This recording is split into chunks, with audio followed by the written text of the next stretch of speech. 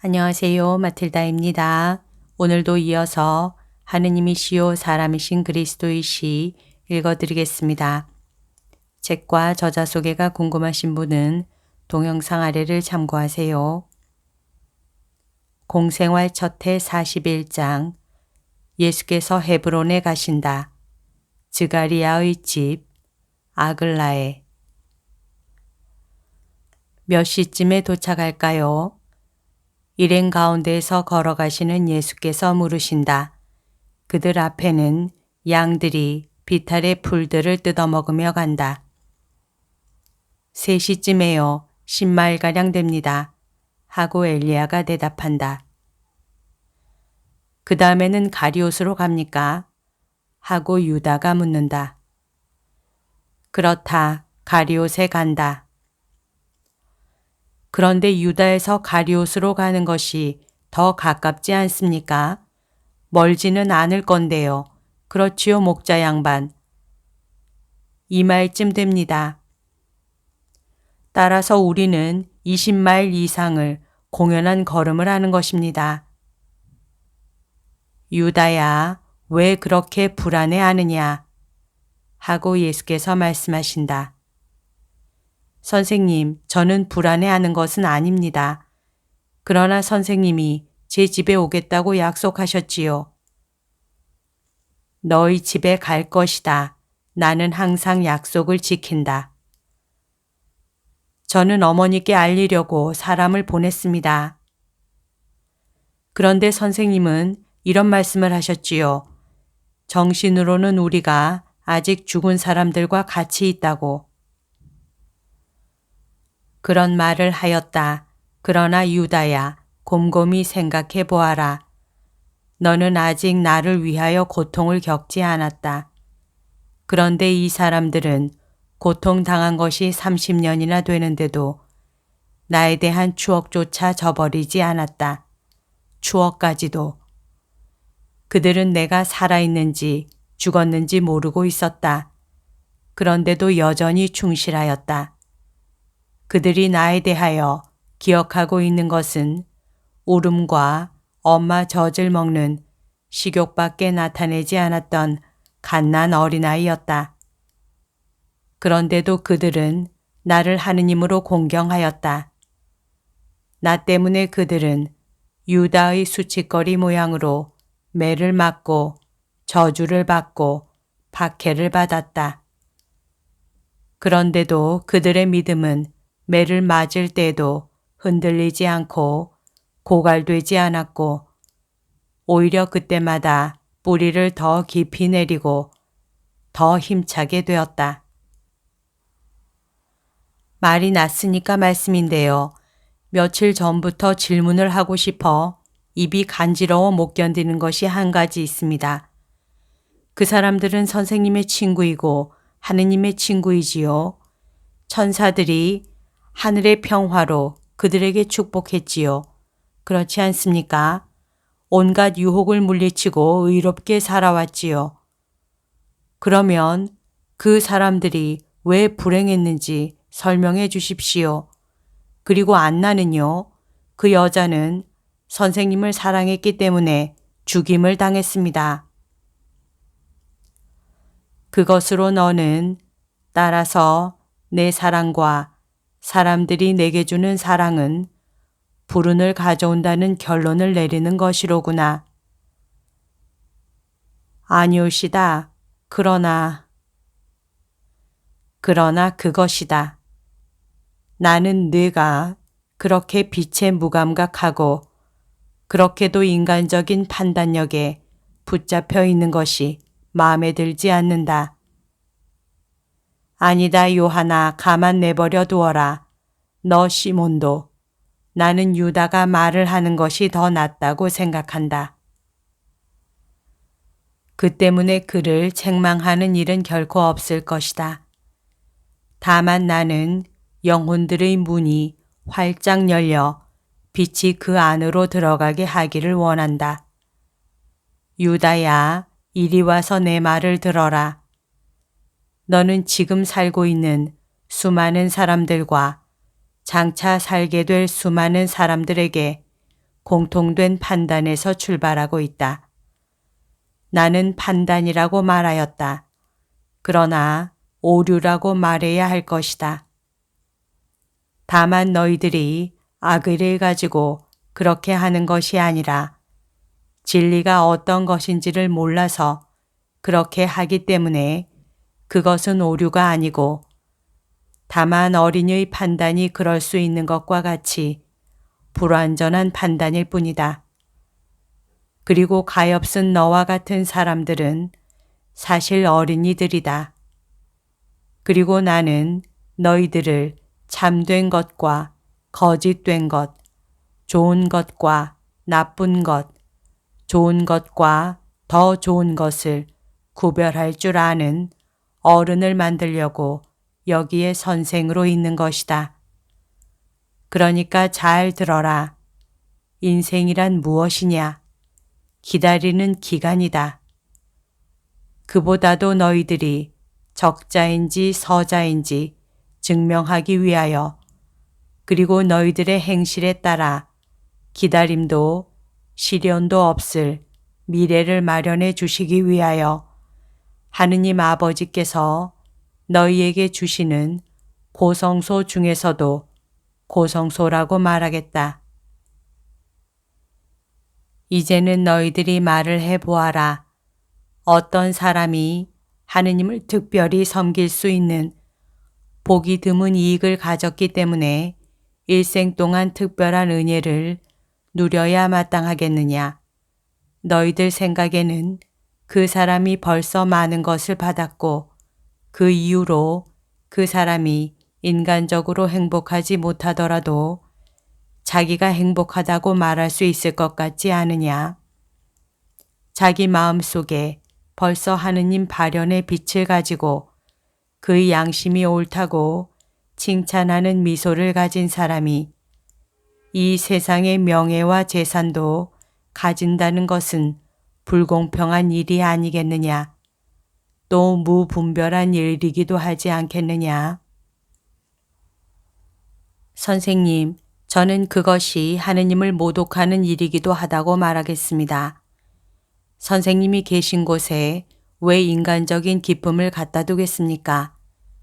어떤 사람이 선생님을 차지하고 있으면 그런데 저 사람들은 30년째나 선생님을 차지하고 있기 때문에 이스라엘에서 유일한 부자들입니다.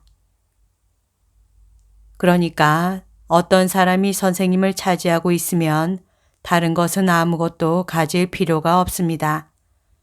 속죄소에는 인간적인 물건을 갖다 놓지 않고 또 축성된 그릇은 거룩한 용도에만 쓰입니다. 저 사람들은 선생님의 미소를 본 그날부터 축성된 사람들입니다. 그리고 선생님을 차지하고 있는 그들의 마음에는 선생님이 아닌 것은 아무것도 정말 아무것도 들어가서는 안 됩니다.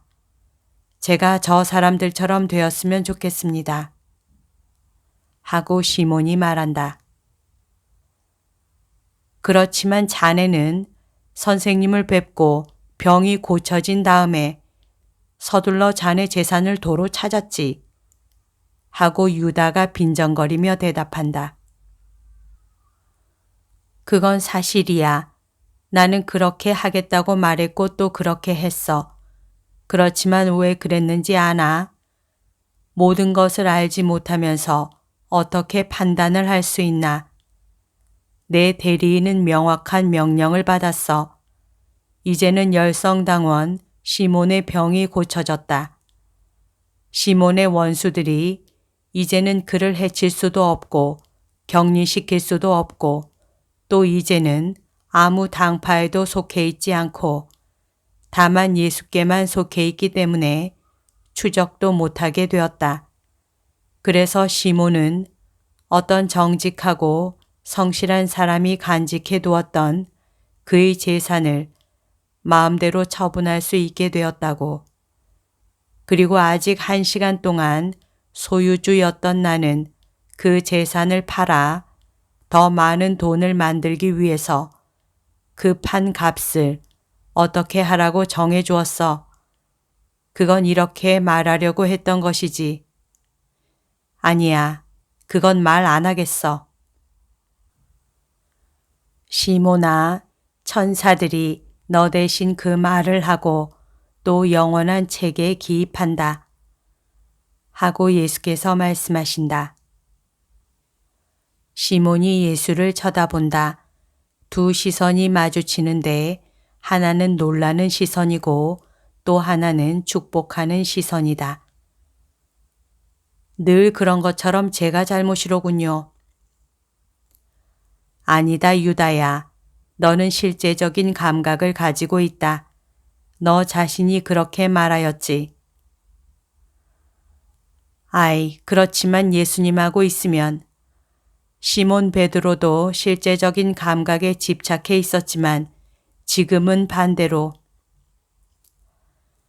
유다 자네도 그 사람처럼 될 거야. 자네는 선생님을 모시고 있는 것이 얼마 안 돼. 우리는 더 오래돼서 벌써 더 나아졌단 말이야. 하고 항상 온화하고 타협적인 요한이 말한다. 선생님이 나를 받아주지 않으셨어. 그렇지 않았으면 나는 과월절부터 선생님의 제자가 됐을 거야. 유다가 오늘은 정말 신경질적이다. 예수께서는 레위에게 갈릴레아에 가본 일이 있소? 하고 물으시는 것으로 그 이야기의 종지부를 찍으신다. 주님, 가보았습니다. 나하고 같이 가서 나를 요나에게 데려다 주시오. 요나를 알지요? 예, 과월절에는 늘 만났습니다. 매번 그에게로 갔었습니다. 요셉이 속이 상해서 머리를 숙인다. 예수께서 그를 보시고 말씀하신다. 자네들은 같이 올 수가 없어. 엘리야가 가축대를 데리고 혼자 있게 될 터이니까. 그러나 예리고에 가는 길까지 나와 같이 가세. 거기서 헤어져서 얼마 동안 지내게 될 걸세. 그 다음에 자네가 할 일이 무엇인지 말해주겠네. 저희들은 이제 아무 일도 없습니까? 너희들도, 유다야, 너희들도. 집들이 보입니다.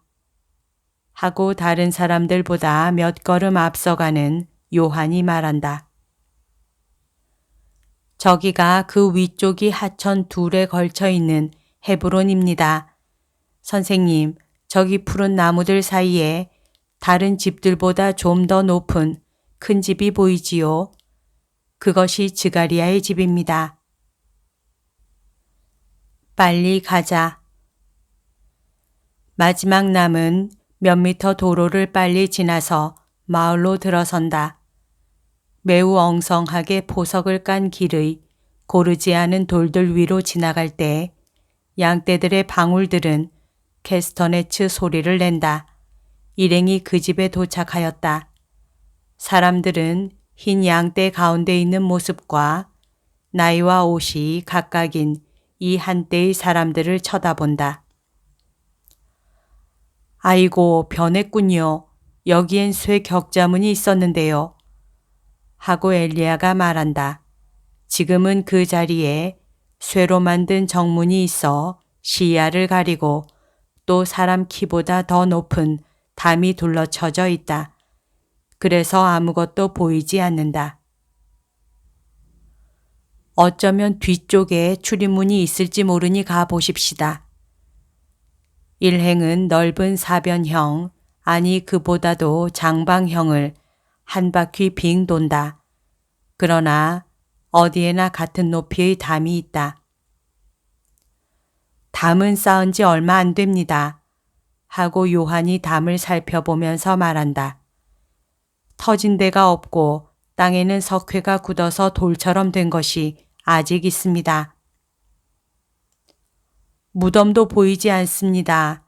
작은 숲 쪽으로 있었는데요. 이제는 작은 숲이 담 밖에 있고 또 공유지가 된 것 같습니다. 나무를 하고 있는데요. 엘리야는 어쩔 줄을 모른다.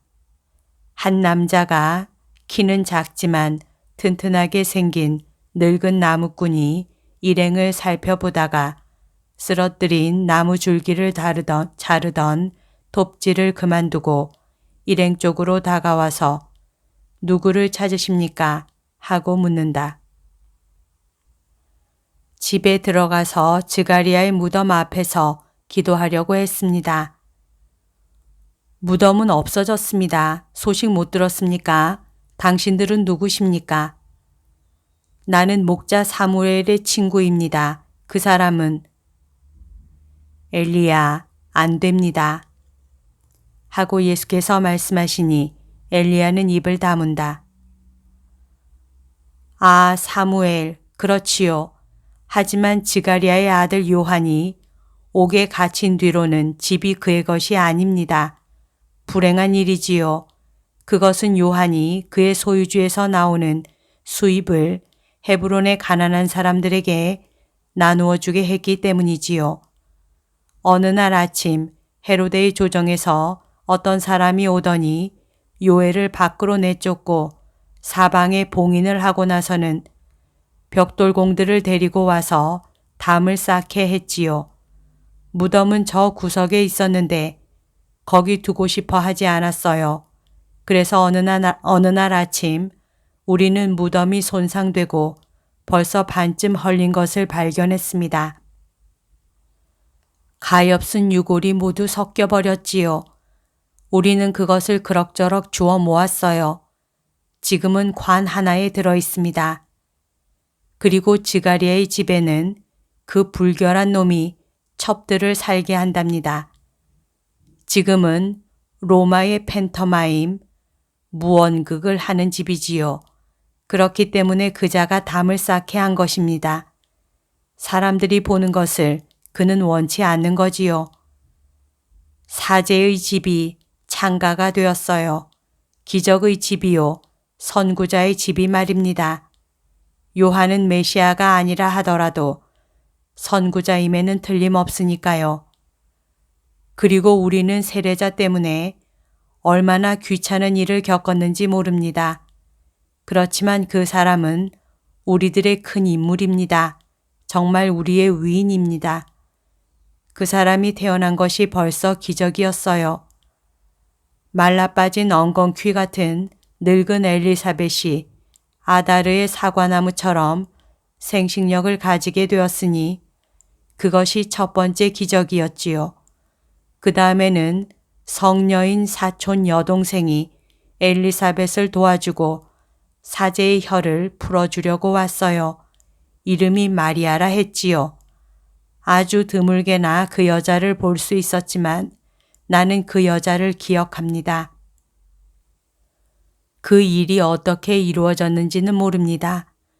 엘리사벳을 기쁘게 하려고 그 여자가 아기를 벤 배에 즈가리아의 말 못하는 입을 갖다 대게 했다는 말도 있고 그 여자의 손가락을 즈가리아의 입에 넣게 했다는 말도 있어요. 난 잘 모르겠어요. 확실한 것은 9달 동안 말을 못하던 즈가리아가 말을 하면서 주님을 찬양하고 메시아가 있다고 말했다는 사실입니다. 다른 사정은 모릅니다. 그렇지만 그날 그 집에 가 있었던 내 아내의 말로는 즈가리아가 주님을 찬양하면서 자기 아들이 앞으로 갈 것이라고 말했답니다. 내 생각은 이렇습니다. 사람들이 믿는 것과 같지 않고 요한이 메시아이고 아브라함이 하느님 앞으로 가던 것과 같이 요한이 주님 앞으로 간다고 말입니다. 자, 내 말이 옳지 않습니까? 항상 하느님 앞에서 걸어가는 세례자의 정신에 대한 말은 맞습니다. 그러나 메시아에 관한 당신의 말은 옳지 않습니다. 그러면 사람들이 하느님 아들의 어머니라고 말하던 그 여자는 이것은 사무엘의 말입니다만 그러면 그 여자는 사실로 하느님 아들의 어머니가 아니었단 말입니까? 아직 그렇게 되지 않았단 말입니까? 그 여자는 하느님 아들의 어머니였습니다. 메시아는 태어났습니다. 그리고 예언자가 말한 것과 같이 광야에서 목소리를 높여 외친 사람이 그의 앞장을 서서 갔습니다. 그렇게 주장하는 사람은 선생이 처음입니다. 요한은 겨울이 시작될 때면 해마다 그렇게 하는 것처럼 요엘이 지난번에 양가죽을 가지고 갔을 때 사람들이 메시아에 대하여 물으니까 메시아가 왔다라는 말을 안 했답니다. 요한이 그 말을 할 때는 여보세요. 나는 요한의 제자였는데 요한이 손가락으로 가리키면서 저기 하느님의 어린 양이 가신다 하고 말하는 것을 들었습니다. 하고 요한이 말한다. 아니요, 아니야. 어린 양은 요한이요. 말하자면 어머니 아버지의 도움 없이 혼자서 성장한 참다운 어린 양입니다. 율법의 아들이 되자마자 광야를 내다보는 산의 동굴로 피해가서 거기서 하느님과 이야기하면서 컸습니다. 엘리사벳과 스가랴가 죽었을 때도 요한은 오지 않았습니다. 요한에게는 하느님이 아버지요 어머니였습니다. 요한보다 더 큰 성인은 없어요. 헤브론 사람 모두에게 물어보시오. 사무엘도 그렇게 말했어요. 그런데 베들레헴 사람들이 옳은 말을 했을 것이 틀림없습니다. 하느님의 성인은 요한입니다. 만일 어떤 사람이 당신에게 내가 메시아요 하고 말하면 그에게 뭐라고 말하겠습니까? 하고 예수께서 물으신다. 하느님을 모독하는 자라고 부르고 돌을 던져 쫓아버리겠습니다. 그리고 만일 그 사람이 자기가 메시아라는 것을 증명하기 위해 기적을 행하면요. 나는 그 사람을 마귀 들린 자라고 부르겠습니다. 메시아는 요한의 참다운 신분이 알려질 때 올 것입니다. 헤로데의 증오가 바로 그 증거입니다. 교활한 헤로데는 요한이 메시아라는 것을 알고 있는 겁니다. 요한은 베들레헴에서 나지 않았는데요. 그렇지만 요한이 풀려나면 자기가 오래지 않아 출현할 것을 직접 예고한 다음 베들레헴에 나타날 것입니다. 베들레헴도 요한을 기다리고 있어요. 그런데 선생이 베들레헴 사람들에게 다른 메시아 이야기를 하는 것이 무섭지 않거든 해보시오. 그러면 알게 될 겁니다. 여기 회당이 있습니까? 예, 이 길로 곧장 200걸음 가면 됩니다. 틀림없습니다. 바로 곁에 모독을 당한 유해가 묻힌 무덤이 있습니다. 안녕히 계시오. 그리고 주께서 당신을 비추어 주시기를 바랍니다. 일행은 떠나서 앞쪽으로 다시 온다. 정문에 유혹적인 옷차림을 한 젊은 여자가 있다. 매우 아름답다. 나리, 집에 들어오시겠습니까? 들어오세요.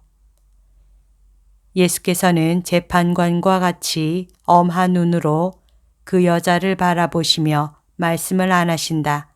유다가 모두의 동의를 얻어 이를 떠맡는다. 이 뻔뻔스러운 년아, 굶주린 개 같은 너의 입김으로 우리를 더럽히지 말고 들어가라. 여자는 얼굴이 새빨개져서 고개를 푹 숙인다. 그 여자는 개구쟁이들과 행인들에게 욕을 먹고 부끄러워서 급히 사라지려고 한다. 나는 하와가 주는 사과를 절대로 욕심내지 않았다 라고 말할 만큼 깨끗한 사람이 누구겠느냐 하고 예수께서 엄하게 말씀하신다. 그리고 이렇게 덧붙이신다. 그런 사람을 나에게 말하여라. 그러면 나는 가서 그 사람에게 성인이라고 인사를 하겠다. 아무도 없느냐? 그렇다면 만일 너희가 멸시로 인해서가 아니고 약해서 저 여자에게 접근할 수가 없다고 느끼거든 물러들 나거라. 나는 약한 사람들에게 기우는 싸움을 시키지는 않는다. 여보시오, 나는 들어가고 싶소. 이 집은 내 친척 되는 분의 것이었소. 이 집이 내게는 소중하오. 선생님께서 저에 대해 불쾌감을 느끼지 않으시거든 들어오세요. 사람들이 볼 수 있게 문을 열어 놓으시오. 그래야 입방아를 찢지 않을 거요. 예수께서는 근엄하고 엄숙하게 지나가시고 여자는 마음이 사로잡혀 인사를 하고 움직이지를 못한다. 그러나 군중의 욕설은 그 여자에게 피를 흘리도록 찌르는 듯한 느낌을 준다. 그 여자는 정원 안쪽으로 뛰어서 도망친다. 그동안 예수께서는 계단 있는 데까지 이르셔서 반쯤 열린 문으로 기웃하고 들여다보시지만 들어가지는 않으신다. 그런 다음 무덤이 있던 자리로 가신다. 거기에는 지금 이교도의 사당 같은 것이 있다. 의인들의 해골은 비록 바싹 마르고 흩어졌어도 깨끗하게 하는 향기를 풍기고 영원한 생명의 씨앗을 뿌리오. 착하게 살았던 사람들에게 평화, 주 안에서 잠든 깨끗한 분들에게 평화, 고통을 겪으면서도 악습을 알고자 하지 않은 사람들에게 평화, 세상과 하늘의 참된 위인들에게 평화, 평화. 여자는 몸을 가려주는 울타리를 따라 예수 계신 데까지 왔다. 선생님, 왜 그러시오? 성함이 어떻게 되십니까? 예수요. 그 이름은 들은 적이 없습니다. 저는 로마 여자인데 팬터마임을 하고 춤추는 여자입니다. 저는 오직 음탕만이 능할 뿐입니다. 그 이름은 무슨 뜻입니까? 제 이름은 아글라에인데 악습이라는 뜻입니다. 내 이름은 구세주라는 뜻이요. 어떻게 구원하십니까? 누구를 구원하시고요? 구원을 진정으로 원하는 사람을 구원하오. 나는 깨끗하게 되는 것을 가르치고 명예와 마찬가지로 고통을 원하도록 가르치고 무슨 일이 있어도 선을 원하도록 가르침으로써 구원하오. 예수께서는 격렬하지 않게 말씀하신다. 그러나 여자에게로 몸을 돌리지도 않으시고 말씀하신다. 저는 타락한 여자입니다. 나는 타락한 사람들을 구하러 온 사람이요. 저는 죽은 여자입니다. 나는 생명을 주는 사람이요. 저는 더럽고 거짓말투성이입니다. 나는 깨끗함이고 진리요. 선생님은 인자하신 분이기도 하군요. 저를 바라보지도 않으시고 만지지도 않으시고 욕을 하지도 않으시니 저를 불쌍히 여기십시오. 우선 당신이 당신 자신을 불쌍히 여겨야 하오. 당신의 영혼을. 영혼이란 것은 무엇입니까? 사람으로 하여금 짐승이 되지 않고 신이 되게 하는 것이요. 악습과 죄는 영혼을 죽이요. 그리고 영혼이 죽고 나면 사람은 혐오감을 일으키는 짐승같이 되어. 선생님을 또 뵐 수 있을까요? 나를 찾는 사람은 나를 만나오. 어디에 거하십니까? 사람들의 마음이 성실하게 되기 위하여 의사와 약을 필요로 하는 그곳에 있소. 그럼 저는 주님을 다시는 뵙지 못하겠습니다. 제가 있는 곳에서는 의사도 원치 않고 약도 성실성도 원치 않습니다. 내가 있는 곳에 당신이 오는 것을 막는 것은 아무것도 없소. 내 이름은 사람들이 거리에서 크게 외쳐서 당신에게까지도 들릴 거요. 안녕히 있으시오. 안녕히 가세요, 선생님. 선생님을 예수님이라고 부르게 해 주십시오. 아이고, 허물없이 구느라고 그러는 것이 아닙니다. 제 안에 구원이 조금 들어오라고 그러는 것입니다. 제 이름은 아글라에입니다. 저를 기억해 주십시오. 그러겠소. 안녕히 계시오. 여자는 정원 안쪽에 그대로 있고 예수께서는 준엄한 태도로 나오신다. 예수께서는 모든 사람을 바라보신다. 그리고 제자들에게서는 난처함을, 헤브론 사람들에게서는 업신여김을 알아보신다. 노예가 정문을 닫는다. 예수께서는 길로 곧장 가셔서 회당 문을 두드리신다. 한 작은 늙은이가 증오를 품은 태도로 나온다. 그는 예수께 말할 여유조차 주지 않는다. 회당엔 들어올 수 없소. 창녀들과 말을 하는 사람들에게는 이 거룩한 곳에 들어온다는 것이 있을 수 없는 일이요. 가시오. 예수께서는 말없이 뒤로 돌아서시어 길을 계속 가시고 제자들은 뒤를 따른다. 헤브론에서 나오는 길까지 이렇게 계속된다. 그때야 말들을 한다. 그렇지만 그것은 선생님의 자업자득입니다. 하고 유다가 말한다. 창녀를. 유다야, 잘 들어두어라. 그 여자가 너보다 더 높이 올라갈 것이다. 그리고 이제는 나를 비난하는 네가 유다인들에 대하여 나에게 무슨 말을 하겠느냐. 유다에서 가장 거룩한 장소에서 우리가 망신을 당하고 쫓겨났다. 그러나 이렇게 될 것이다. 즉, 사마리아와 이교도들이 하느님을 경배할 것이고 주의 백성은 피와 죄악으로 더러워지는 날이 올 것이다. 그 죄악에 비하면 몸과 영혼을 파는 창녀들의 잘못은 별것이 아닐 것이다. 나는 내 친척들과 의로운 사무엘의 유골 위에서 기도할 수가 없었다. 그러나 상관없다. 거룩한 유골들이여 평안히 쉬어라. 오, 그 유골에 살고 있던 영혼들이여 기뻐하라. 첫 번째 부활이 가까웠다. 그리고 너희들을 주의 종들의 유골로서 천사들에게 보여줄 날이 올 것이다. 예수께서는 입을 다무시고 여기서 모든 것이 끝난다. 여기까지가 오늘 들려드릴 내용입니다. 오늘도 하느님의 뜻 안에서 서로 사랑하는 하루 보냅시다. 사랑합니다. 축복합니다.